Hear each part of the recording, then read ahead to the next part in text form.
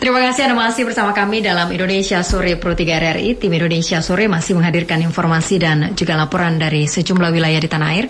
Saya Agrani Sihombing, kali ini akan menemani Anda dalam dialog Sudut Istana. Kita akan berbicara negara hadir menanggulangi bencana.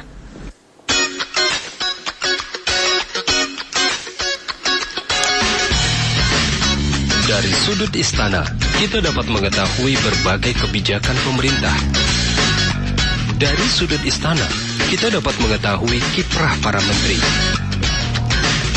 Dari Sudut Istana, kita dapat mengetahui berbagai aktivitas dan kebiasaan presiden yang tidak banyak diekspos media.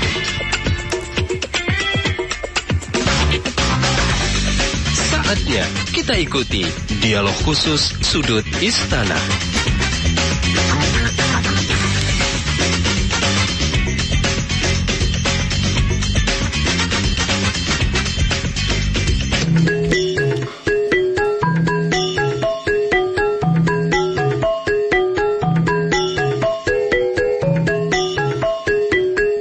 Catatan kecil di balik blusukan.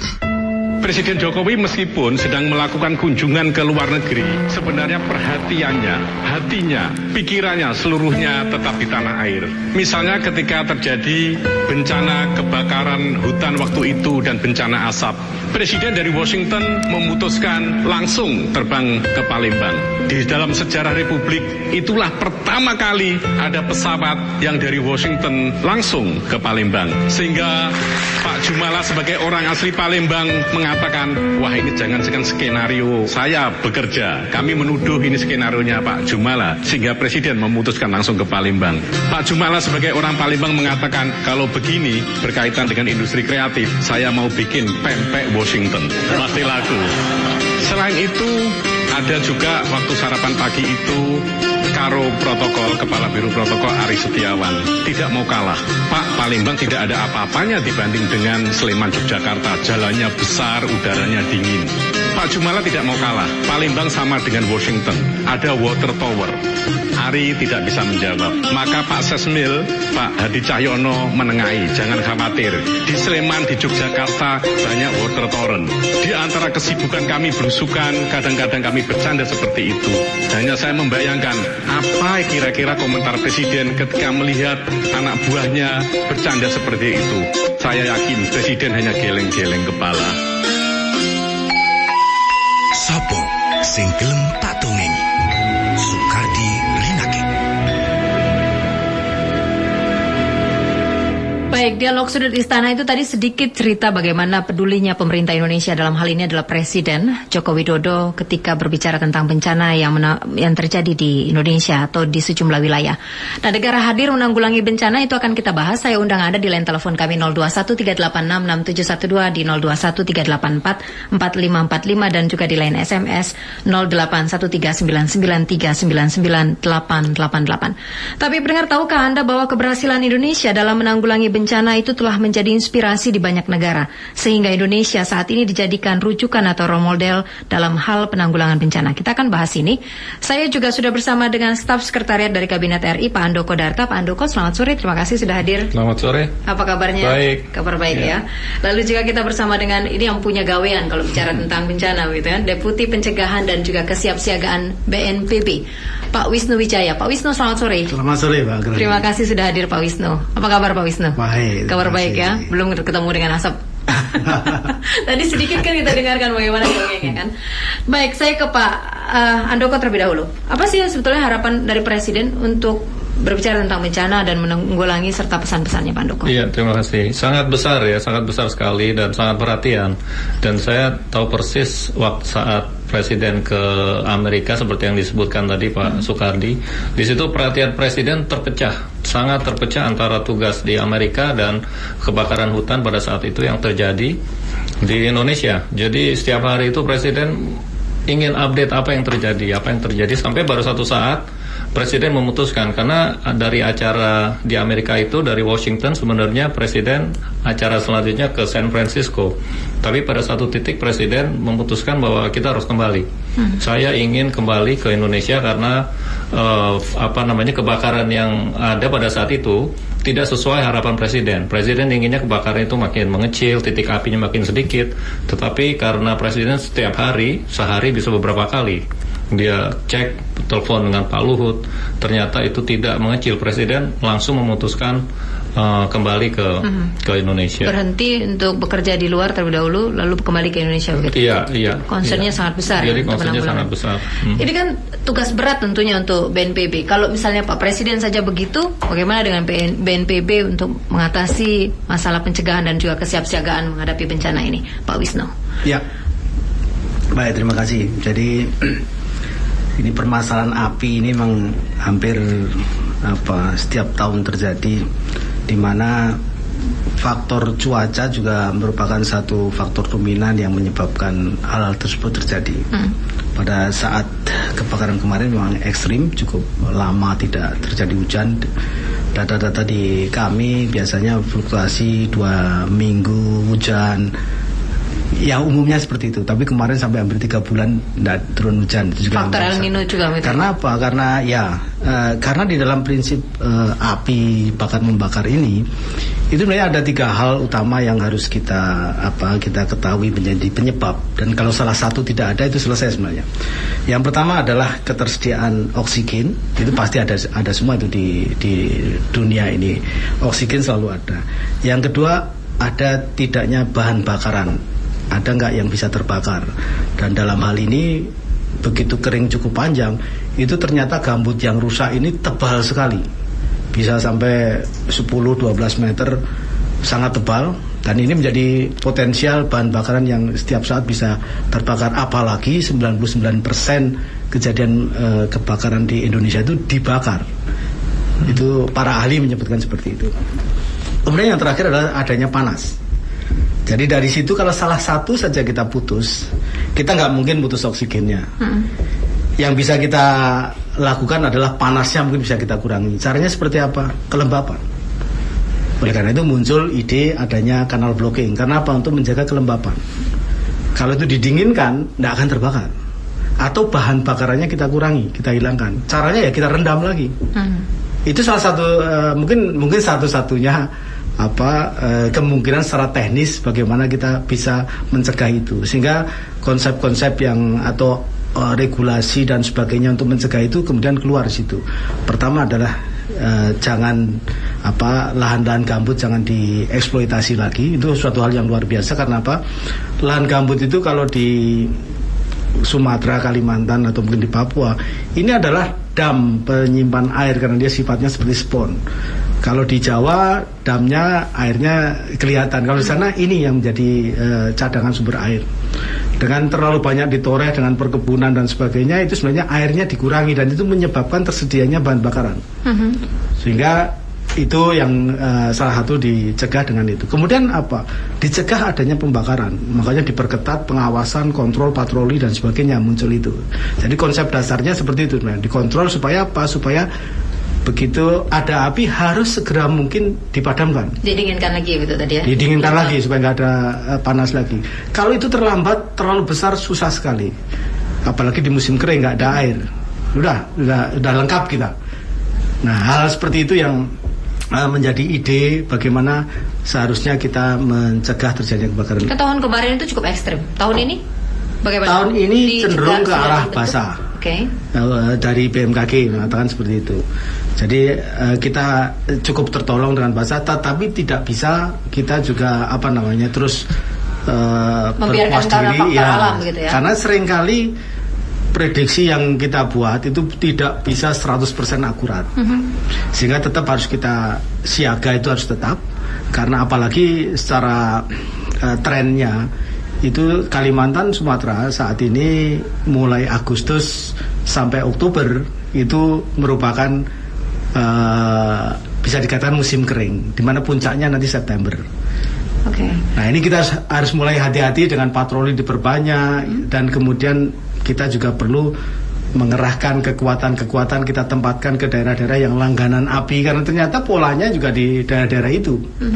Itu harus kita perkuat. Rujukan Presiden tadi kan jelas yang diungkapkan oleh Pak Handoko bahwa bagaimana kesiapsiagaan juga pencegahan. Nah, upayanya apa Pak? Tidak hanya di asap dan lain sebagainya, tapi bagaimana menghadapi bencana di Indonesia ini? Secara umum sebenarnya kita pahami bahwa saat ini challenge-nya adalah hampir 200 juta manusia atau masyarakat Indonesia itu terekspos terkait dengan ancaman bencana. Kita punya 12 jenis ancaman bencana.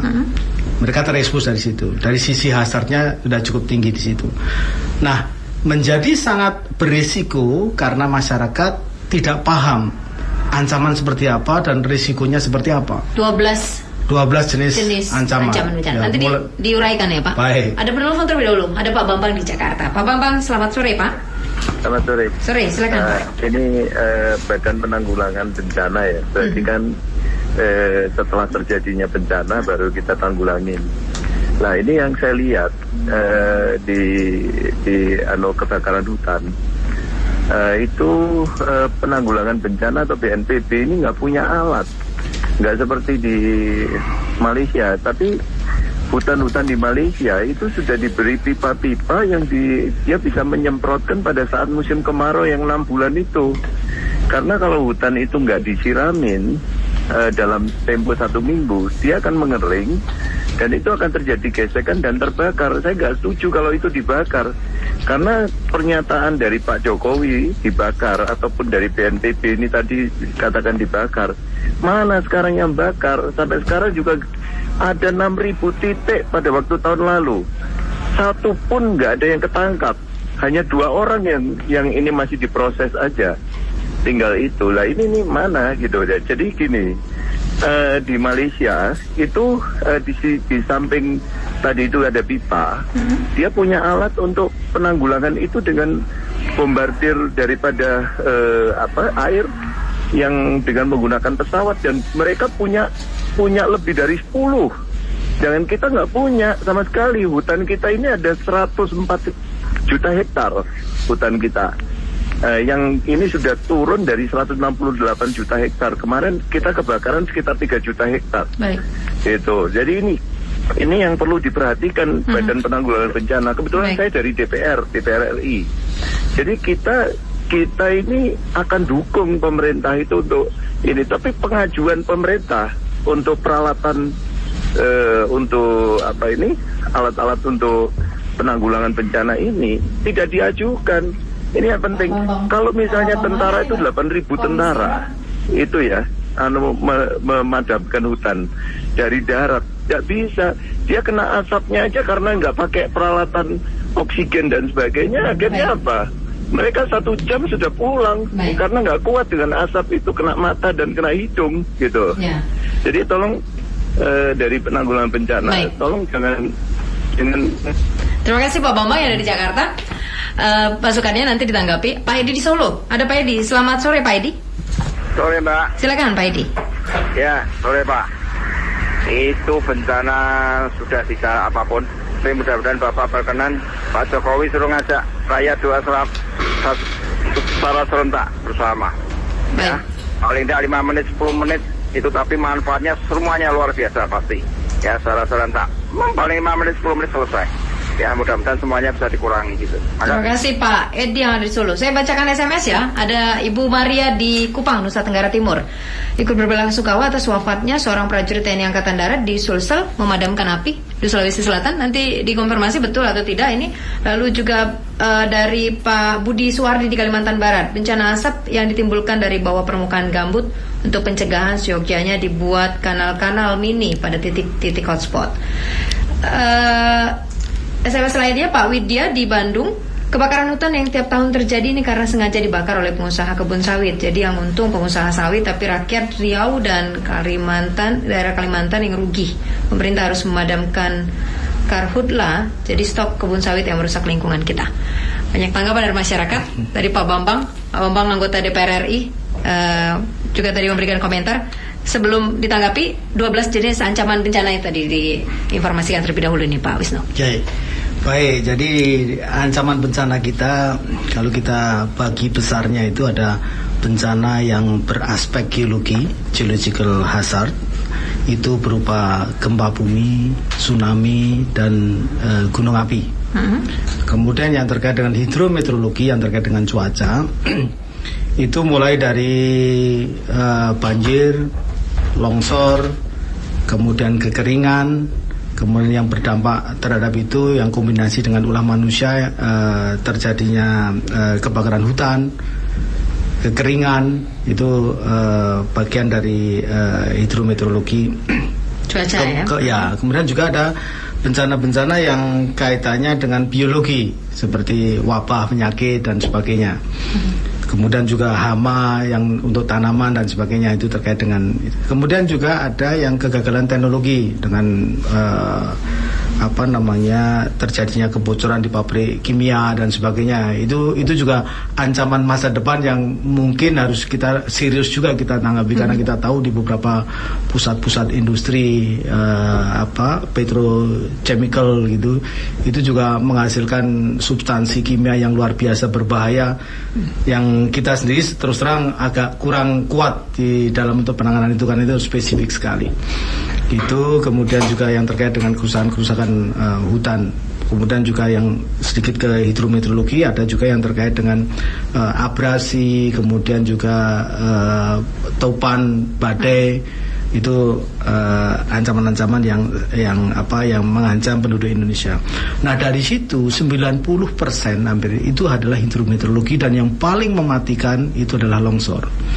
Longsor itu paling mematikan. Kelihatannya rutin banjir dan sebagainya, tapi kerugiannya luar biasa yang diderita oleh masyarakat, karena yang terkena langsung masyarakat. Seperti kalau banjir di Jakarta, kelihatannya rutin, tetapi kerusakannya coba kalau dihitung berapa mobil yang terendam, bagaimana ekonomi terganggu dan sebagainya. Itu fungsi waktu, semakin lama tidak tertangani dengan baik, itu kerugiannya besar sekali. Dan solusi yang kelihatannya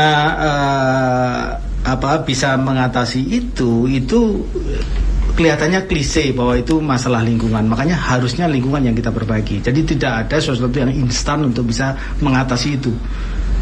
Ada memang sangat membantu seperti drainase dan sebagainya, itu simptom gejala-gejala yang bisa kita hindarkan sesaat, tetapi harus paralel dengan itu harus ada suatu gerakan. Tadi salah satu penanggap juga menyatakan kalau perlu dikerahkan masyarakat. Itulah pendekatan kita.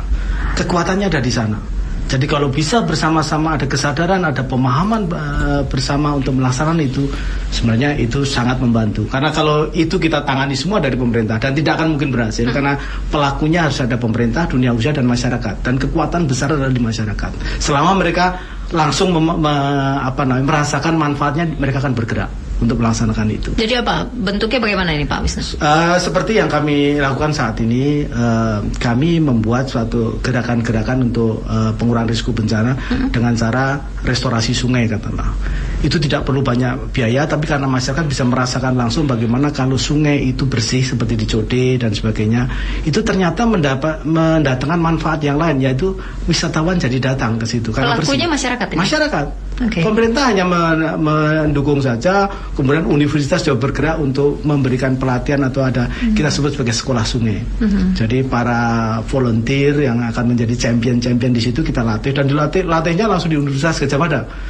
Wakil rektornya sendiri hadir di situ. Jadi mereka termotivasi dengan bagus, kemudian dia turun ke masyarakat, kampungnya jadi indah, jadi bersih, tidak ada sampah di situ. Itu berjalan karena ini rasa memiliki ini ya. Rasa memiliki, dan kalau kita memperbaiki lingkungan, sebenarnya yang besar sekali manfaatnya adalah jasa lingkungan. Artinya bahwa lingkungan yang kita tata, pohon yang kita tanam akan menghasilkan oksigen untuk mereka sendiri. Pemandangan juga menjadi bagus, wisatawan datang, apa yang dia buka menjadi warung-warung dibeli oleh orang, mereka senang dengan situasi itu. Dan ini mulai bergulir sendiri karena masyarakat sudah tahu manfaatnya. Contoh yang lain menurut saya juga cukup bagus. Kalau ada bantuan seperti penjernih air di suatu sungai yang banyak sampahnya, masyarakat merasakan manfaat dari air itu sehingga melindungi penjernih air itu dari sampah-sampah yang ada. Sampah otomatis bersih.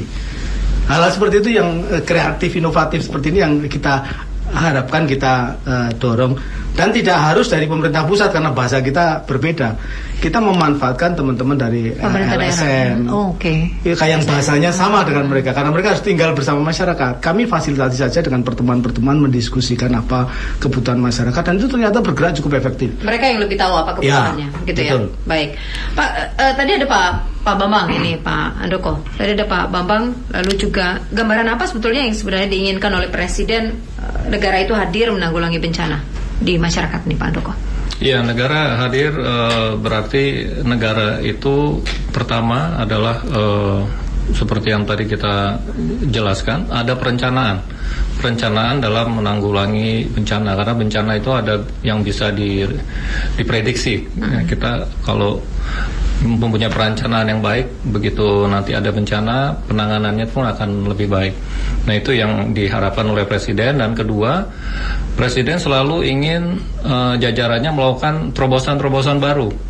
Gitu. Nah, terobosan-terobosan baru ini yang bisa bermanfaat untuk masyarakat. Mungkin Pak Wisnu bisa membantu apa kira-kira terobosan-terobosan yang telah dilakukan yang belum dilakukan sebelumnya gitu ya, sehingga masyarakat tahu bahwa memang negara ini sangat serius untuk melindungi mereka gitu. Dua poin itu ya, perencanaan dan terobosan baru yang dilakukan Presiden. Tadi yang pembinaan lingkungan termasuk kategori terobosan baru, Pak? Saya kira ya. Jadi ini satu, kalau dari sisi kebencanaan ini tadi sebenarnya masalah penanganan bencana itu kan lebih ke merubah perilaku yang tadinya sembrono, tidak memperhitungkan risiko, dirubah menjadi perilaku yang kita sebut kalau di bahasa disaster management adalah safety culture, dari budaya keselamatan keamanan. Ini yang kita kembangkan. Nah, untuk itu masyarakat perlu ada suatu edukasi, dan edukasinya mestinya sederhana juga karena masyarakat tidak butuh bahasa-bahasa yang kompleks. Nah, itu yang kita pendekatannya ke arah itu. Jadi saat ini kita libatkan mereka, kita ajak mereka dari awal. Salah satunya adalah sekarang yang sedang kita kembangkan untuk peringatan dini yang berbasis masyarakat. Nah, itu yang diketahui masyarakat tuh kan kalau misalnya kita bilang early warning system itu sebuah alat begitu. Tapi sebenarnya tuh gambarannya bagaimana ini ya, Pak? Sistemnya gini ya. Jadi ada dua hal yang saya sampaikan di masalah ini. Yang pertama adalah terkait dengan memahami early warning yang sifatnya multi hazard, dan multi hazard itu multi ancaman. Tadi kita punya ancaman banyak tapi jadikan satu. Kemudian yang kedua adalah ini berbasis masyarakat. Masyarakat dilibatkan sejak awal bagaimana mendesain warning atau peringatan di tempatnya. Contohnya gini, kami bersama memfasilitasi Gajah Mada untuk menyiapkan peringatan longsor. Itu dari awal masyarakat kita ajak mau ditempatkan di mana. Masangnya kita ajari, masangnya seperti apa. Jadi pertama yang diajarkan kepada masyarakat harus mengenali ancamanmu apa di situ. Terus kalau kita tahu ancamannya longsor ini kira-kira akan mengakibatkan kerugian di mana? Ada nggak rumah yang mungkin akan terkena? Ada nggak infrastruktur yang ada dikena? Kalau kena harus kita apakan? Kalau ada informasi harus kita sampaikan dengan cara apa? Kemudian setelah kita tahu resikonya, hal-hal itu harus kita komunikasikan kepada masyarakat. Ini yang seringkali menjadi gagal. Pertama, karena informasi itu harus sampai ke masyarakat. Caranya macam-macam, mungkin pakai SMS. Bahkan kentongan itu adalah cara menginformasikan suatu resiko kepada masyarakat yang mereka paham bahwa kalau ada pukulan seperti ini, saya harus ngapain. Lalu 5 kali artinya apa? Nah, gitu ya? Itu artinya itu komunikasi di situ. Kemudian yang sederhana saja ke masyarakat seperti itu. Kemudian masyarakat kalau mendapat informasi harus paham dia. Tadi kalau 5 kali apa, ini apa. Paham saja tidak cukup. Perlu lagi setelah dia paham, dia harus kemana, dia juga harus tahu. Larinya ke tempat evakuasinya di mana. Sehingga di sini program-program kami yang mengarah ke masyarakat, kita latih masyarakat untuk mengenali ancaman, kita latih mereka membuat peta-peta jalur evakuasi. Mungkin petanya tidak secanggih yang kita buat, tapi sangat dipahami oleh mereka. Itu lebih bagus daripada peta yang skalanya hebat sekali tapi nggak dipahami. Nah, itu yang sekarang kita dorong untuk masyarakat ikut berpartisipasi. Nah, apa yang kita kembangkan dengan tanah longsor tadi, saat ini dalam proses untuk di ISO kan. secara internasional. Dan itu salah satu prestasi kita juga kalau itu nanti sekarang sudah disepakati bahwa itu akan di-ISO-kan. Ada 6 sistem, mulai dari pengenalan. Jadi sistemnya bukan alatnya. Bukan alatnya. Bukan alatnya. Sistemnya itu ya, mulai dari pengenalan sampai masyarakat dilatih untuk evakuasi secara mandiri. Semuanya kita kerjakan itu sehingga mereka menyatu dengan alat tersebut. Ini yang kita sebut sebagai people Gimana centered. tadi percontohannya? Banyak di Banjarnegara setelah kejadian kemarin kan perintah Bapak Presiden untuk kita menyiapkan sana, kita pasang di situ ada 5 alat landslide. Ini seluruh Indonesia sekarang sudah menyebar sampai ke Papua, kita siapkan. Dan ini menjadi prioritas kita karena apa? Kita saat ini memandang bencana tidak hanya sekedar meratap, tetapi kita sebagai negara yang banyak bencana harus memahami bahwa ini adalah laboratorium bencana. Sehingga kita perlu memanfaatkan ini, kita harus mandiri di dalam teknologi kebencanaan, dan ini menjadi bisa kita katakan sebagai kita memerlukan penguatan di industri kebencanaan. Jadi kita harus bisa memproduksi alat yang ini sebenarnya laku jual juga karena ini solusi untuk pengamanan diri. Nah, ini harus kita manfaatkan daripada yang memanfaatkan adalah orang asing datang ke Indonesia, mengukur datanya ada, keluar teknologi, kita yang beli padahal dia mengembangkannya di Indonesia. Ini kan salah kaprah menurut saya. Ini harus dikembangkan dengan pemikiran positif seperti itu, bahwa ini adalah challenge, ini adalah opportunity untuk kita kembangkan, tidak hanya sekedar kita harus meratap dengan itu. Jadi tadi seperti yang dikatakan oleh Pak Andoko, apa yang diinginkan oleh Pak Presiden itu sudah jelas ya, bahwa perencanaannya sudah ada, terobosan juga sudah ada dan masih terus dikembangkan. Secara perencanaan saat ini kami memahami, karena ini termasuk revolusi di dalam penanggulangan bencana. Sejak 2004 kita terkena tsunami, itu dengan cepat 2007 ada undang-undang, ini revolusi cepat sekali. Dan kita sadar bahwa ini tadi saya juga menanggapi Pak Bambang di awal, BNPB itu bukan, jadi arti penanggulangan bencana itu dalam bahasa Inggrisnya disaster management. Kita kekurangan kata-kata untuk menerjemahkan. Namanya disaster management itu dari pada saat dan pasca bencana, itu kami tanggung jawab kami BNPB. Jadi kami bukan respon saja. Makanya ada deputi 1 pencegahan dan kesiapsiagaan. Nah, dari situ diketahui bahwa karena ini manajemen, makanya tadi disampaikan bahwa Pak Andoko tadi menyampaikan memang betul harus mulai dari perencanaan. Jadi suatu dibuat perencanaan, rencananya ini juga berbasis pada ancaman dan risiko. Kita tahu risiko, ibarat kalau kita mau bertempur, kita tahu ancamannya seperti apa, jurusnya apa sih dia. Kalau jurusnya ketahuan, solusinya apa. Jadi memang ini takes time ya, agak panjang, karena menyelesaikan gini ada yang jangka pendek yang sekedar mengobati saja supaya tidak kolaps, tapi jangka panjangnya juga harus disiapkan. Dan saya kira ini saat ini sangat strategis karena bencana masuk di dalam RPJMN, dan masuknya juga telah diperhitungkan sebagai bagian dari investasi pembangunan untuk mengamankan 136 kabupaten kota yang merupakan pusat pertumbuhan.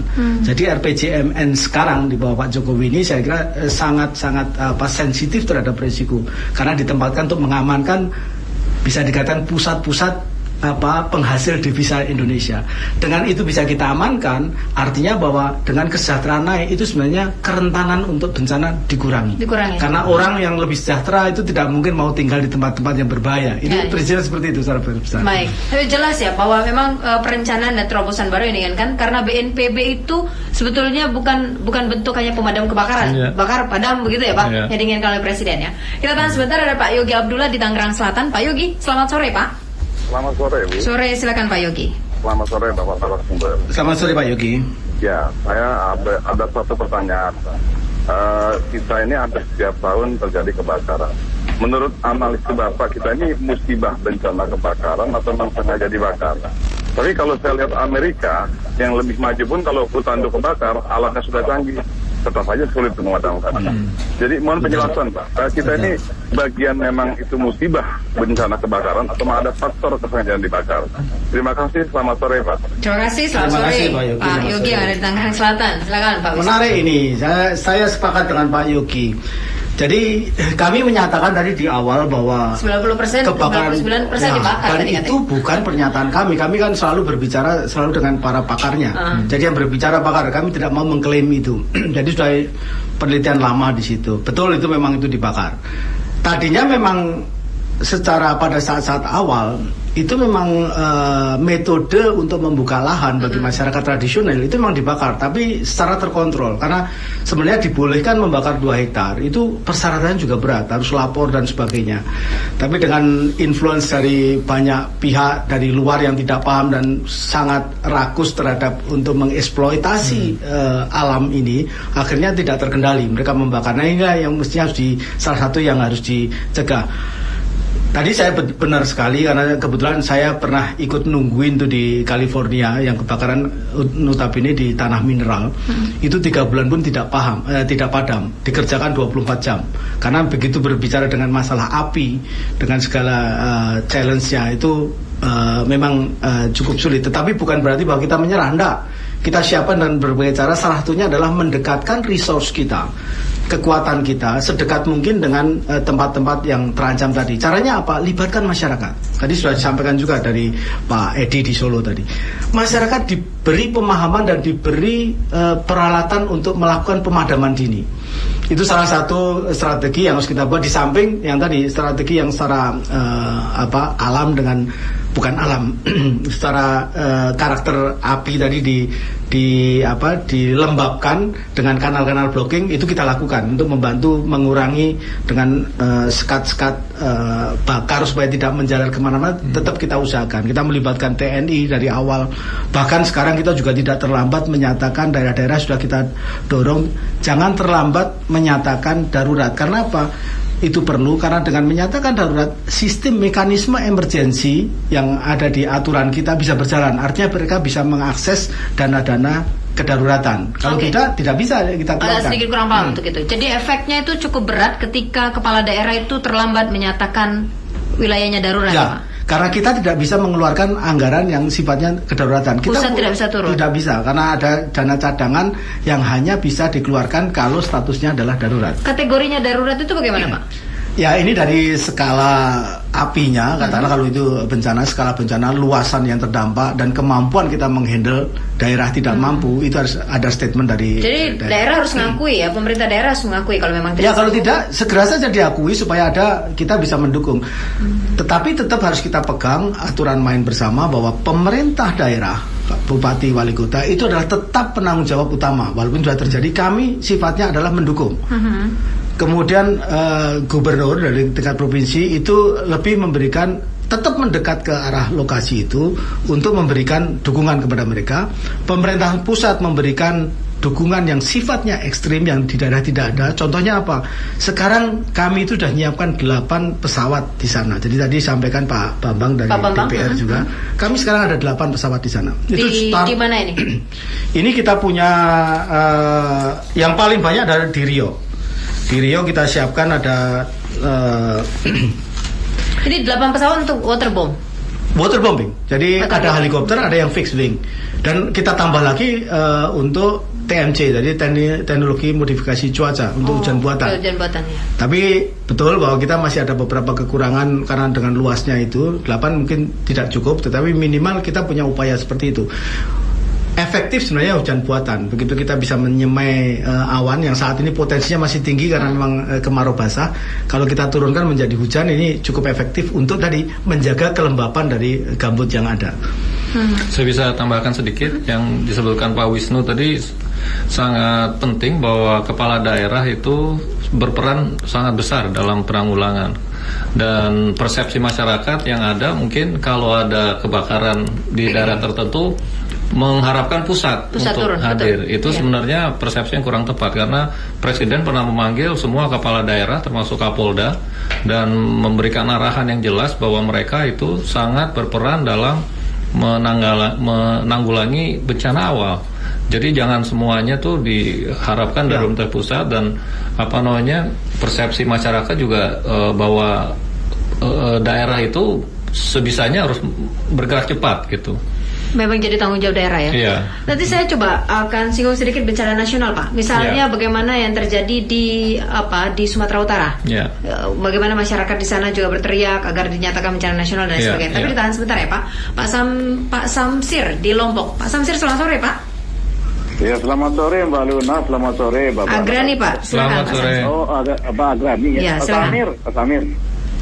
Iya, nanti Pak Samir. Oh, Pak Samir ya, silakan Pak Samir. Iya, Bapak-bapak narasumber, kalau kita amati ini sedikit dulu ya tentang bencana kebakaran ini sudah 18 tahun dari reformasi ya. Tapi yang jadi masalahnya sekarang adalah begini, Pak. Kemarin perusahaan yang perkara itu berapa belas kasus yang di Riau itu di SP3 kan, kemudian di Kalimantan juga di SP3 kan, kemudian masyarakat juga berjamaah untuk membuka lahan dan langsung membakarnya, itu yang jadi masalah, Pak. Kalau bisa para penguasa baik yang di kabupaten, provinsi maupun pusat itu jangan memberikan cetekman, kalau membuka lahan jangan dibakar, kalau membuka lahan jangan dibakar. Itu yang sering saya dengar di Pro 3 ini. Jadi itu yang membuat masyarakat semakin berani dan berani, apalagi dibela oleh seorang penguasa yang tinggi baik dari provinsi maupun dari pusat. Ya, terima kasih Pak. Terima kasih Pak Samir yang ada di Lombok. Ini masalah penegakan hukum. Nanti ditanggapi juga Pak Handoko. Ketika masyarakat di suatu daerah itu menginginkan bencana nasional lah, supaya pemerintah pusatnya yang turun, walaupun presidennya udah sampai di sana, masih juga Pak. Ya. Ini sebetulnya catatan untuk pemerintah daerah ya. Ya, itu ada parameternya. Mungkin Pak Wisnu yang bisa lebih menjelaskan bagaimana menentukan kategori bencana nasional itu bisa sebuah bencana dinyatakan bencana nasional, Pak Wisnu. Ya. Sebenarnya ada beberapa kriteria untuk sampai ke sana, bahwa dari luasannya, dari dampaknya, korbannya dan sebagainya, dan yang jelas kemampuan di daerah itu sendiri. Tetapi sebenarnya secara praktek Indonesia itu baru saya kira 2 kali menstate ada bencana nasional. Yang pertama adalah tsunami Aceh. Sebelum itu di Flores 92. Oh, di Flores? Ya, itu tsunami juga. Tsunami di Flores 92. Kemudian yang kedua adalah yang di Aceh. Dan itu juga nggak sembarangan, karena apa? Memang betul-betul kabupaten itu hilang dalam arti fisik dan memang fungsinya. Itu baru bisa dikatakan. Nah, tetap harus tanggung jawab utama, bupati, wali kota itu penanggung jawab utama. Berapa persen lumpuh baru dinyatakan itu? Ini yang saat ini menjadi perdebatan juga, karena kita juga tidak sembarangan masalah persentasenya. Apalagi harus kita kaitkan dengan kemampuan APBD dan sebagainya. Seperti DKI yang triliunan, rugi 1 triliun tidak apa-apa, tapi misalkan NTT kena 1 triliun habis itu. Habis, betul. Tetapi tetap sebagai penguasa di sana mereka harus bertanggung jawab. Perkara sumber dayanya kita siapkan. Itu namanya pendampingan. Mereka harus tetap bertanggung jawab karena mereka yang punya rakyatnya. Jadi jangan dilepas begitu saja. Selama layanan publik masih berjalan, artinya bahwa nangani itu juga tetap harus bisa tanggung jawab mereka. Perkara kekurangan resursi sumber daya, tadi provinsi sama nasional siap mendukung itu. Tetapi jangan kemudian dialihkan, kecuali kalau mereka sama sekali sudah tidak ada. Ini sebenarnya prinsip utamanya di kami seperti itu, untuk itu menjadi nasional. Karena perlakuannya sama. Artinya bahwa dukungan, kamu perlu helikopter berapa? Memang kalau butuhnya 5, kita siapkan 5. Tapi kamu yang menjadi atau daerah ini sendiri yang harus menjadi take lead di situ, karena dia yang punya masyarakat. Nah, ini yang mestinya harus kita samakan. Jangan dengan mudah menyerahkan, karena apa? Yang akan kita bangun itu adalah resiliensi, ketangguhan dari masyarakat sama pemerintah daerah.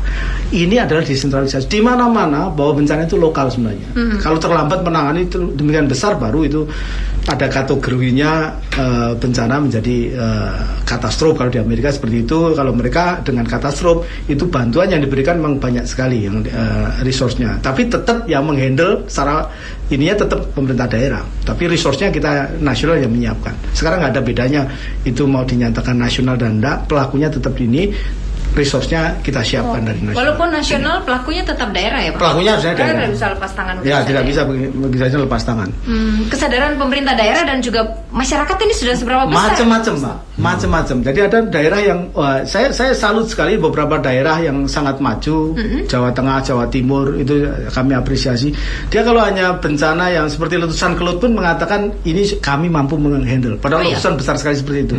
Nanti kalau kami tidak mampu lagi, kami minta bantuan dari pusat. Itu yang kami apresiasi. Jawa Tengah sama modelnya seperti itu. Mereka tackle, bahkan mereka sudah punya sistem bahwa kalau suatu bencana di suatu kabupaten terkena, kabupaten tetangganya itu dihimbau oleh provinsi untuk membantu. Dengan kekuatan ini kan peralatan sudah kita sebar di seluruh kabupaten. Mereka bisa saling bantu. Dana operasional kami siap. Jadi jangan khawatir bahwa nanti itu tidak tidak terganti hanya untuk operasional. Itu kita siap, kita saling mendukung. Itu sangat bagus. Saya kira seperti Jawa Tengah, Jawa Timur itu beberapa contoh yang di beberapa daerah di luar Jawa juga. Jadi pemerintah daerah harusnya punya perencanaan juga, bukan hanya BNPB saja yang punya perencanaan. Betul, ya. Pemerintah Semuanya, ya. Karena bencana itu yang mengelola, yang melaksanakan selalu di daerah.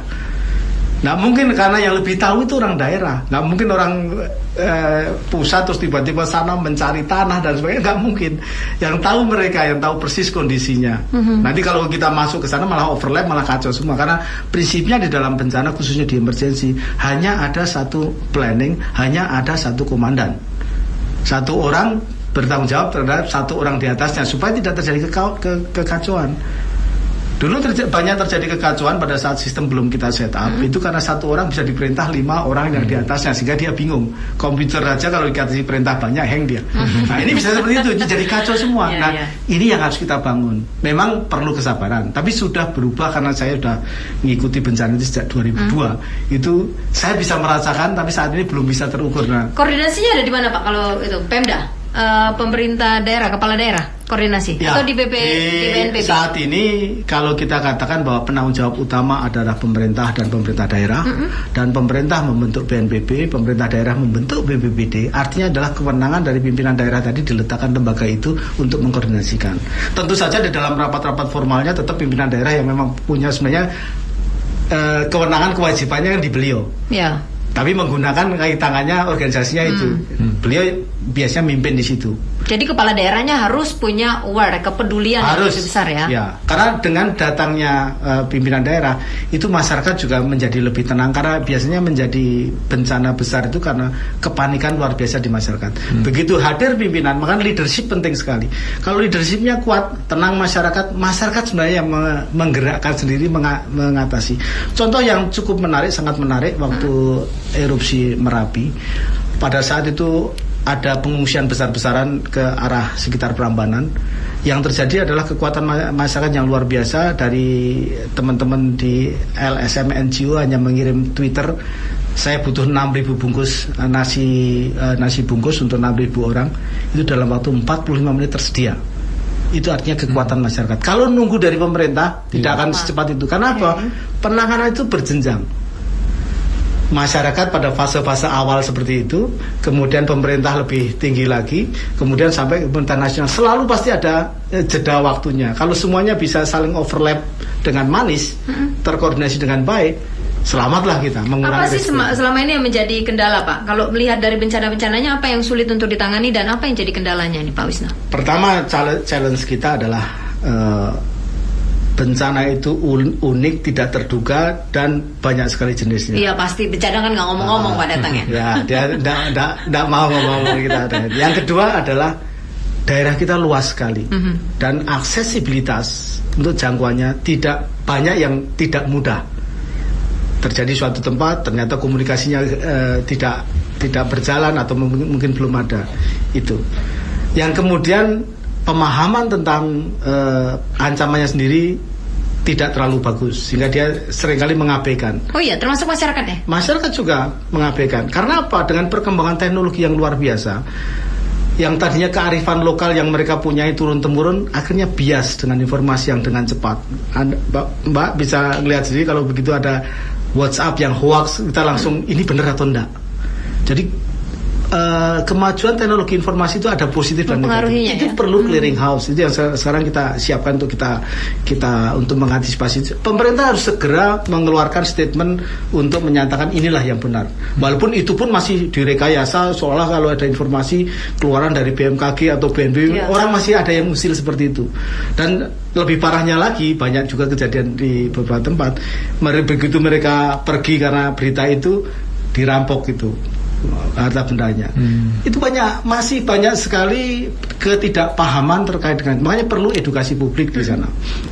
Nah, kemudian juga dari faktor aparat, karena kurang pahamnya, ya masih perlu ditingkatkanlah pemahamannya terkait dengan regulasi, aturan main, akhirnya menjadikan koordinasi juga belum ini. Apalagi kalau di daerah BPBD itu bisa 6 bulan sekali diganti, atau mungkin paling 2 tahun setahun. Jadi mulai paham, ganti orangnya. Itu selalu terjadi hal-hal seperti itu. Dan ini tidak hanya di Indonesia.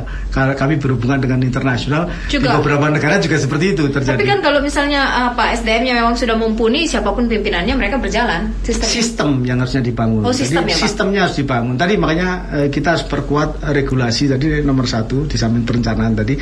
Sistem semuanya best practices atau hal-hal yang sudah baik harusnya diikat menjadi suatu regulasi pedoman. Pokoknya protapnya begitu ya, titik. Harus dibuat karena emergensi ya. Kalau emergensi itu harus ya kalau jalan kayak rel saja, jangan diskusi banyak di situ. Setelah itu baru kita evaluasi untuk kita perbaiki. Kalau dari awal sudah berdebat, seringkali kan terjadi di Indonesia seperti itu. Baru mau merancang gini sudah debatnya luar biasa, akhirnya malah nggak ditangani biasanya. Nah ini yang perlu kita ke depan. Saya tambahkan sedikit bahwa kultur bangsa Indonesia itu kan tolong menolong itu sudah sangat kuat ada di semua lini. Nah justru yang penting adalah bagaimana kultur itu bisa diperkuat dengan sebuah sistem sehingga masyarakat semuanya sangat sadar bahwa pertama kalau ada bencana itu mereka sudah tahu apa yang harus dilakukan, menolong tetangganya atau menolong diri sendiri. Nah jadi tolong kultur ini kalau diperkuat dengan sistem itu bukan main. Ya. Nah, itu yang saya kira kekuatannya di situ luar biasa di masyarakat. Masyarakat ya tolong menolong. Ini juga Pak Handoko juga karena kita di sesi-sesi terakhir ini yang perlu ditekankan kepada pemerintah daerah dan juga pada masyarakat, negara itu sudah hadir menanggulangi bencana, tapi negara kan tidak bisa hadir sendiri, tidak bisa sendirian dari pusat tiba-tiba datang. Apa yang perlu ditingkatkan kembali dari masyarakat dan juga pemerintah daerah, Pak Handoko? Sekali lagi koordinasi dan tanggung jawab dari kepala daerah termasuk jajaran kepolisian juga ya, itu termasuk pemimpin daerah. Nah itu harus sangat kuat dan pesan presiden itu sangat kuat kepada mereka pada saat itu. Saya ingat dipanggil untuk bisa membantu masyarakat, menyelamatkan masyarakat yang pertama bila terjadi bencana. Jadi harus tahu terlebih dahulu ya. Ini masyarakat juga harus paham ya apa yang harus dilakukan ketika bencana datang. Iya, itu yang diinginkan oleh presiden. Iya. Yang diinginkan oleh presiden begitu, apalagi pemerintah daerahnya. Pak Wisnu, sesi menit-menit terakhir kita, ketika pemerintah sudah punya perencanaan yang bagus atau BNPB itu sudah punya perencanaan yang bagus, tinggal di Pemdanya dan juga pemerintah daerah. Apa yang bisa dilakukan secara pribadi terlebih dahulu nih? Sebagai masyarakat, saya ternyata tidak bisa diam saja ketika melihat ada ancaman dan lain sebagainya. Ini apa kesadaran yang harus ditimbulkan dari masyarakat, Pak Wisnu? Ya, jadi masyarakat yang jelas tadi bahwa masyarakat harus paham betul terkait dengan ancaman dan risiko. Seringkali terjadi, misalkan orang membayangkan kalau terjadi banjir, itu orang bayangannya langsung bahwa mati karena tenggelam. Ternyata di DKI mati korbannya terbanyak karena stroke. Jadi perlu pemahaman itu dan risk communication tadi, mengkomunikasikan risiko itu penting. Betul juga ya Pak, sepele ya. Sepele penting ya. Cuma dengan seperti itu nanti kita stop kontak itu tidak kita pasang di bawah lagi, karena kita sudah tahu ancamannya. Itu edukasi kelihatannya simple, makanya perlu juga mass media seperti ini untuk terus mengingatkan, karena biasanya kalau sudah tidak terjadi lama itu lupa. Mudah lupa itu bagus sebenarnya di bencana, karena apa? Tidak mudah stres. Tapi tidak bagus kalau hal-hal yang vital tadi terus dilupakan. Nah ini yang perlu kita terus edukasi. Kita akan menggunakan media-media sosial untuk selalu mengingatkan kepada mereka. Kita harus ikut prinsip-prinsip dagang itulah, reklame, iklan yang kelihatannya sederhana tapi terus bisa mempengaruhi orang. Ini urusan merubah mindset. Nah saya kira usaha kita ini lebih masalah sosial, bukan masalah teknis. Jadi harus kita selesaikan dengan social engineering untuk merubah mindset masyarakat untuk menuju ke safety culture. Bagaimana berbudaya aman. Tidak mudah orang dulu berjuang untuk memaksa orang pakai helm padahal itu untuk mengamankan dia. Tapi kalau nggak ada polisi helm jadi itu namanya bukan kultur yang aman. 100.000 udah meninggal juga tetap Pak. Bagaimana ya? Jadi memang perlu itu harus kita rubah. Harus dirubah ya. Pemahaman masyarakat tentang safety tadi. Bagaimana culture. Untuk baik menjadi seseorang yang menyelamatkan diri sendiri. Baru menyelamat. Apa tadi kalau tadi di kita bicara bahwa selamatkan diri lalu dari analisa hasil penelitian di Jepang kami tunjukkan bahwa demikian kuat masyarakat. Pertama adalah 35% mereka selamat karena mampu menyelamatkan diri, self assistance. Yang kedua mereka selamat 32% karena diselamatkan oleh keluarganya. Yang ketiga oleh masyarakat sekitar, orang RT dan sebagainya, itu 28%. Artinya 90% itu hanya di sekitar mereka yang bisa menyelamatkan. Baru bantuan-bantuan dari luar yang takes time itu kurang dari 10% untuk menyelamatkan. Artinya strategi kita saat ini memang sudah arah ke masyarakat, harus kita edukasi, kita berikan pemahaman tanpa harus memaksa, karena masyarakat sendiri sudah punya ilmu pengetahuan juga yang mungkin perlu dikembangkan. Kita tidak harus mengajarkan ke mereka, hanya mengingatkan mereka. Bahkan kalau perlu masyarakat saling mengajar ke yang lain untuk menginformasikan tadi risiko tadi, akan sangat bagus kalau ada seperti itu. Baik, terima kasih banyak Pak Wisnu sudah hadir di studio. Ini edukasi juga untuk masyarakat. Namanya juga pencegahan dan juga kesiapsiagaan kan, harus jadi ya. Deputi Pencegahan dan juga Kesiapsiagaan BNPB Pak Wisnu Wijaya, pendengar. Dan juga kita sudah bersama dengan Staf Sekretariat Kabinet RI Pak Andoko Darta. Terima kasih Pak Andoko sudah hadir. Terima kasih. Perbincangan ini semoga bermanfaat. Terima kasih juga Anda sudah bergabung bersama kami. Banyak SMS yang masuk tapi tidak bisa saya bacakan satu persatu. Kami masih akan hadirkan informasi juga laporan lain. Sampai jumpa dalam Dialog Sudut Istana minggu depan.